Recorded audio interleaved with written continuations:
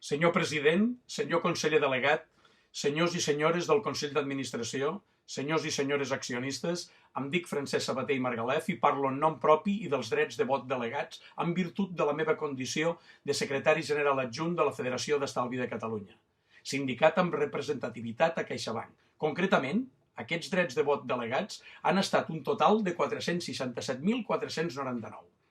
Lamentem, com ja ho vam fer en la passada Junta Ordinària del maig, que no s'hagi pogut implementar un sistema que permetés fer les intervencions dels accionistes telemàticament en temps real.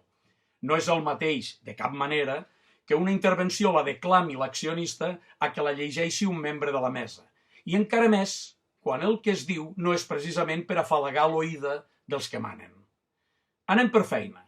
Tots aquests vots delegats que represento m'han encomanat que expressi al Consell d'Administració i la resta d'accionistes l'oposició frontal a la fusió per absorció de Bankia per part de CaixaBank. El cor ens demanava votar no a tots els punts de l'ordre del dia, però finalment votarem afirmativament al punt 1 i només a aquest, relatiu a l'aprovació del balanç individual de CaixaBank a 30 de juny de 2020. I per què aquest punt s'ha salvat de la crema? Doncs perquè si alguna cosa reflecteix és el resultat de l'esforç de la plantilla. Salvant la citada excepció, votarem no al punt 2, referent a l'aprovació de la fusió amb Bankia i, consegüentment, també no a la resta de punts de l'ordre del dia, el 3 i el 4. Però anem a pams. Per què la nostra decidida resistència a aquesta fusió per absorció que se'ns presenta com a beneficiosa, convenient i oportuna? Doncs parin l'orella, que passem a exposar-ne els motius principals. Tothom té clar que aquesta fusió implicarà novament la destrucció de milers de llocs de treball i caldrà vigilar de prop amb quins criteris i en quines condicions marxaran molts empleats d'una i altra entitat. Ja n'hi ha prou de regalar les orelles dels treballadors i treballadores qualificant-los com el principal actiu de CaixaBank perquè quan arribi una situació com aquesta passar a considerar-los la despesa més important que cal reduir. Els que sempre estan al peu del canó són els que han d'estar amb l'ai al cor? No s'hi val. No és just tractar-los d'aquesta manera.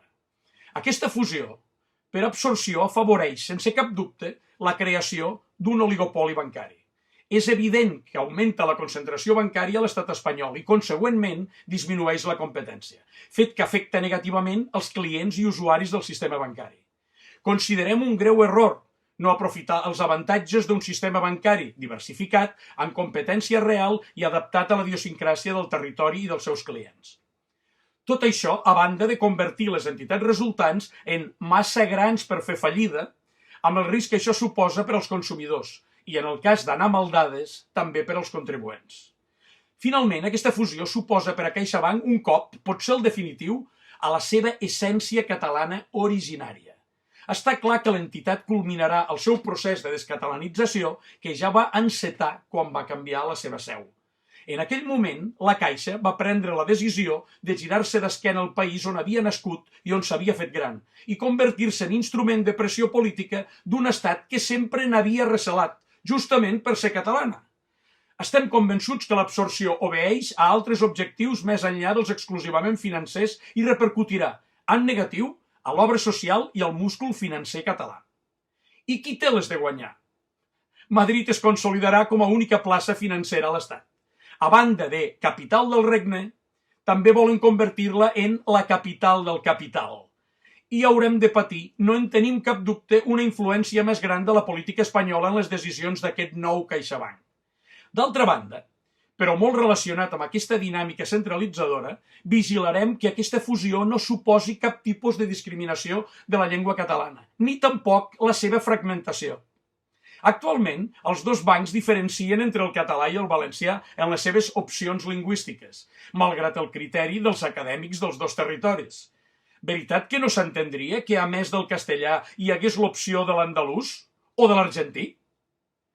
Ja per acabar, senyors i senyores accionistes, dir-los que el que avui decidim ja està dat i beneït i ens dol preveure que el que en sortirà és un CaixaBank més gran, però en una ànima més petita.